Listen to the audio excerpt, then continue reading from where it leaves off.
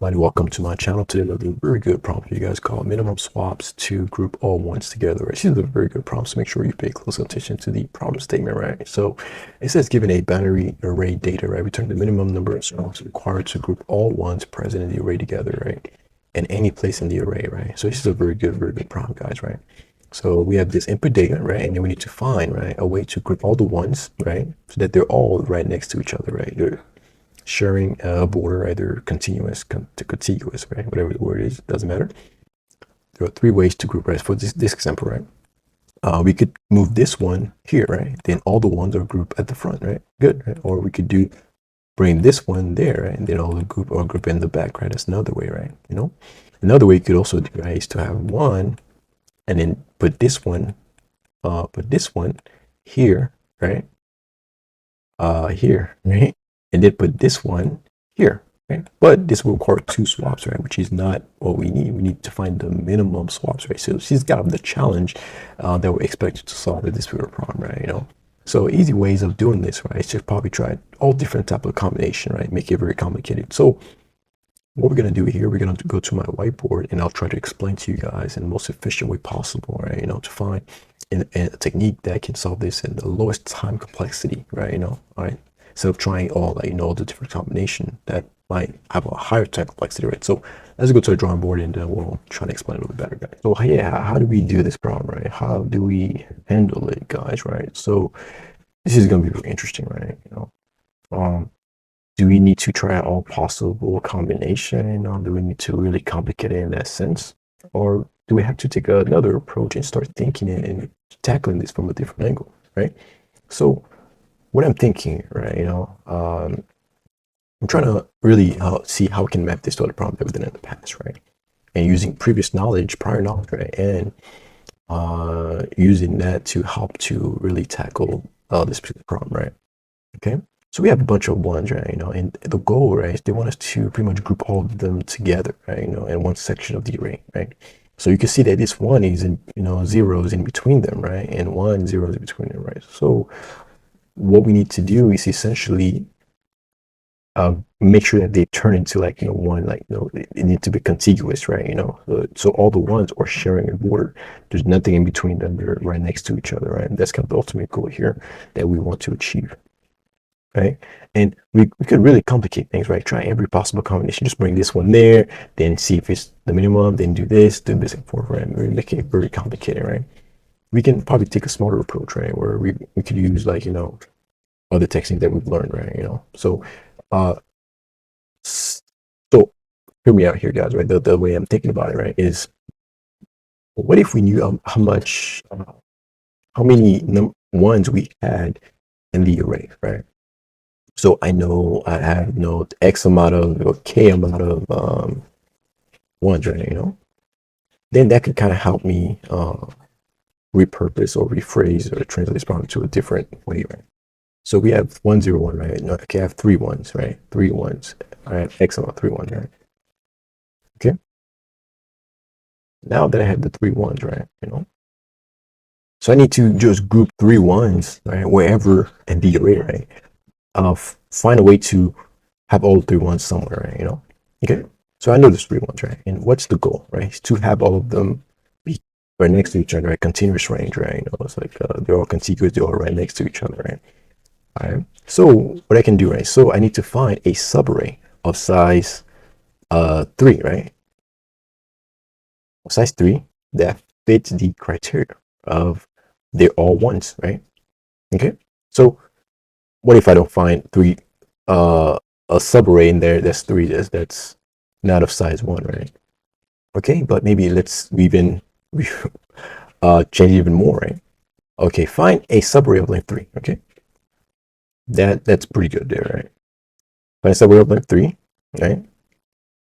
But then again, right, if there are any none ones in there, flip them, right? You know, so the problem now translates to problems that we've already done in the past, guys, right? Find max consecutive ones when you can flip at most 1 or at most 3, right? Or find number of after, you know, right, some other problems that we've done, right? Maximum number of all the problems over length S, right? Okay. So now it translates, right? So after we find a subarray of length 3, right? For every subarray that we encounter of length 3, right? We keep track of the number of zeros that are present, right? And the number of zeros that are present is directly correlated to the number of swaps that we need to make, right? To make sure that subarray of this particular length, right, is all ones, right? So if I have one zero in my subarray of length 3, right, because, this is the number, this is what I'm targeting, right? Fine, this is the number I'm targeting is 3 ones, right? To make sure that, they all group together, right? So if I find that subarray of length 3 and I require, this amount of, right? Then I keep track of that by trying all different counts. So I tried this one, right? See how many zeros are in there, which is the number of swaps I need to make to 1, right? And I save that, right? So to a min variable, right? Right? And I go on to the next one, right? And we use the same technique that we've done in the past, which is the sliding window, right? Where we have the left pointer, the right pointer expands, right? Helps us to expand, and the left pointer shrinks, right? And as we're expanding and shrinking, right? Once we encounter 0, right? If it's the expansion phase, we increment the counter, right? If it's where we need to leave a particular element, right? We need to shrink it, right? If it's a 0, then we decrement the counter, right? So because we need to have a counter for the number of zeros that we have in our current window, so that we can know how many swaps it would take, right? To make sure that that subarray of length X amount of ones, right, is satisfy the requirement of all ones, and for to make sure that all the ones are grouped together, right? It's kind of the ultimate goal here, right? Pretty much, that's what the counter is going to help, right? So it's very similar to all the problems that involves those kind of things, right? So this only tricky part of this problem is to kind of mapping the technique that we learned in the past, right, to this particular one, right? You can see that it's exact same code. The only thing that you needed to kind of understand, right, is to translate into that, there's a target length that I'm targeting, right? A length X amount of ones, right?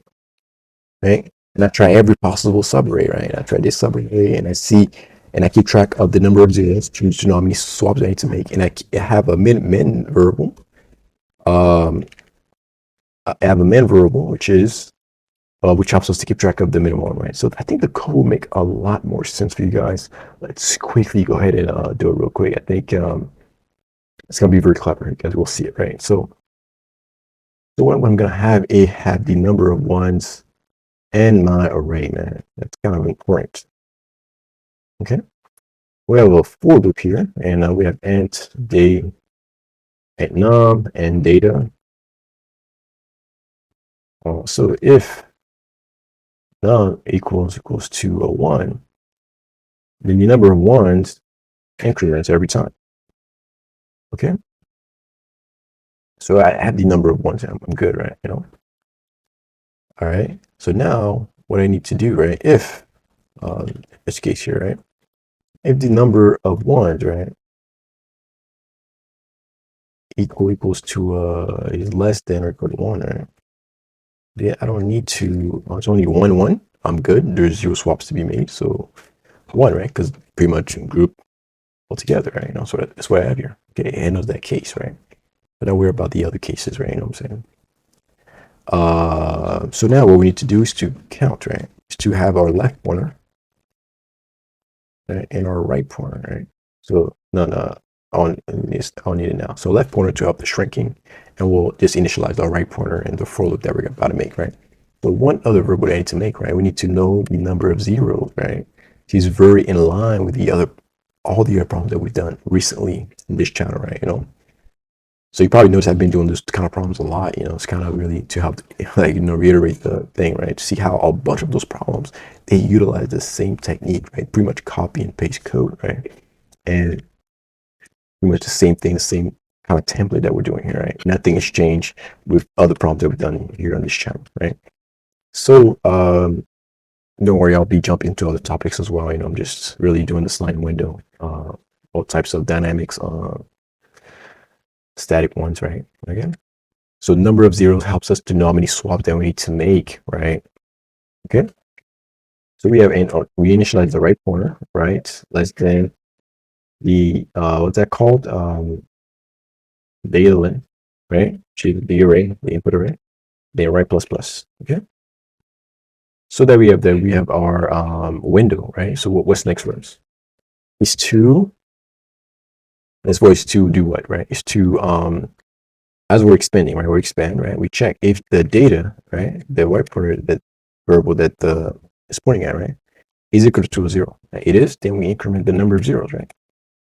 So this counter helps us to know at whatever given point, right, the number of zeros present in my current window, right? And my current window is a static one of size X amount of ones, right? Which is the target that I'm looking for. It's a target subarray, right? You know, right? So we have if it's a 0, we can increment that number of zeros, and then right, one of the things that we need to do, right, once we have a subarray of size, do right minus left is very similar, right? Well, we have of size nums of 1, right, which is the target subarray that I'm looking for, target length subarray I'm looking for, right? I want it to be at least I want it to be this size because this is what I'm comparing it with, which is our ideal where all the ones in the array were grouped together, right? And I check against that particular size, right? Because it needs to be that particular size so that all the ones can be grouped together, right? Right? That's kind of what we're doing. That's why we have that window of that specific size, right? That's kind of what we have it. Okay. Also, what we're gonna do here, we're gonna do what I forgot to do is to have a main variable, right? Because we want to keep track of the minimum one, right? So we'll just initialize it to like a very big number, all right? So that we can track of the minimum one. Okay. You guys still with me? Okay. So we have min. Go to map that min of what, of the current min, or the number the number of zeros, right? Which is the number of swaps, right, that we need to make.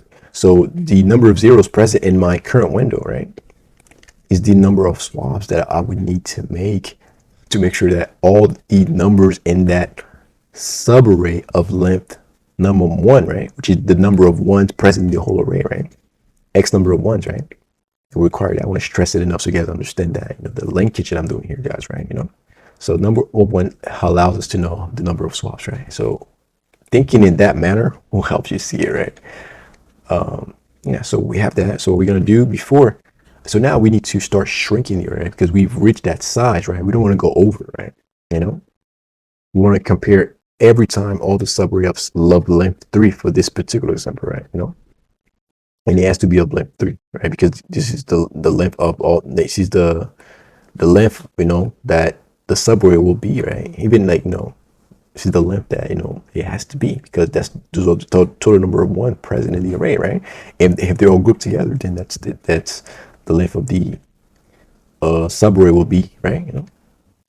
So after we do that, right, we do if data, right, of left, right, because I will be shrinking now, right? So if that's equal to 0, what I'm going to do here is to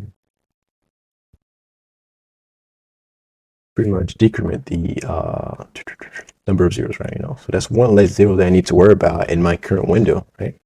So we can make sure that we know what every given point, any given point you could ask me, I'll let you know number of zero present in my array, right? By incrementing and decrementing accordingly every time, right? So after we do that, we just increment the count in left plus plus. All right, and then after we do that, we're in good shape. We just return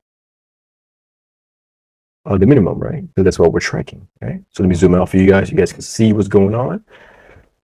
It's kind of, yeah. So pretty much we got the number of ones, right? So we know the length of that subarray, right? That it needs to be, right?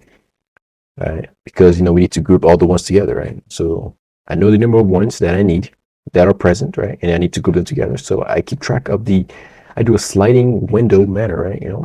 Technique to slide. As I slide, if it's a 0, I increment the number of zeros. If it's right, and then once we reach a size of X number of ones that are present in the array, right, which is the target length that I'm looking for, right?